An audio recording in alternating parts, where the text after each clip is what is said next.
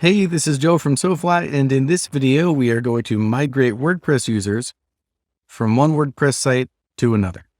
So the first step is we're going to go to All Export, select New Export, and then we're going to select Users from this dropdown here.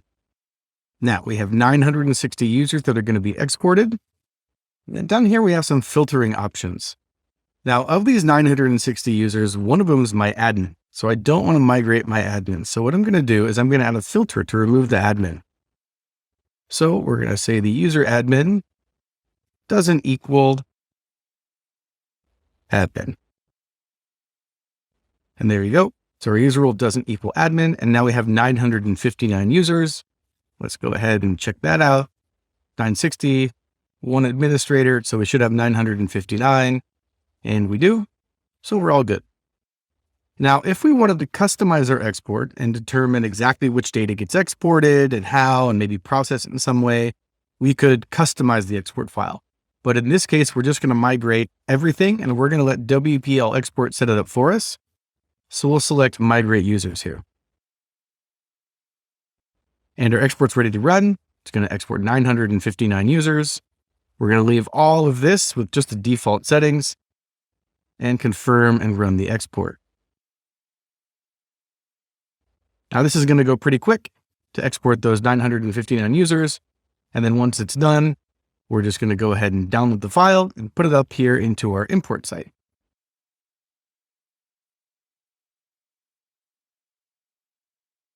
So that was pretty fast. And now down here, we have some options. We're going to go download and we're going to download the bundle. Now the bundle, it has all of our exported data and it also has a settings file for WPL import.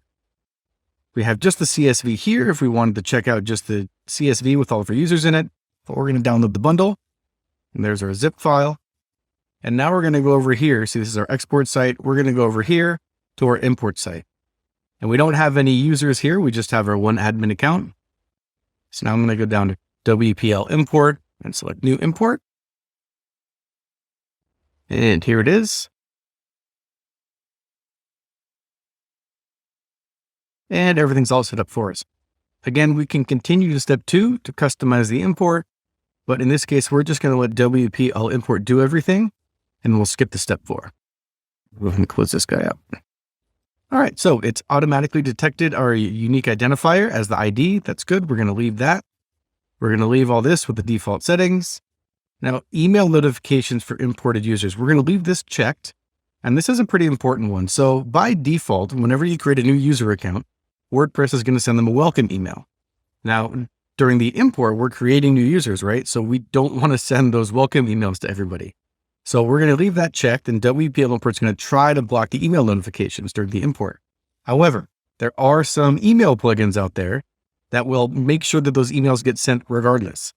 So if you're using an email plugin to do something with your WordPress email, it's probably a good idea to either disable it temporarily, or even better idea is run a test first with like a dummy import with just an email address that you have control of so you can see if the emails are coming in. So anyway, we're just going to leave that checked and continue down here. We're going to leave all these advanced settings and scheduling options and everything. We're just going to leave that all default and continue and then confirm and run the import. Now this is going to take a few minutes. So we're going to let this run and we'll come back when it's finished. All right, that didn't take too long. So let's check out our users. Looks good. Let's open up this first guy up here and let's compare it to the user on our export site. That's the same user. And we'll go down here to name. Looks good. Everything seems to match. And let's scroll down. There's our ACF data. So our users will be able to use their same passwords and their same login information to log into our new site. A pretty seamless experience for them. So that is all it takes to migrate WordPress users from one site to another using WPL import and WPL export. Thanks for watching, and we'll see you soon.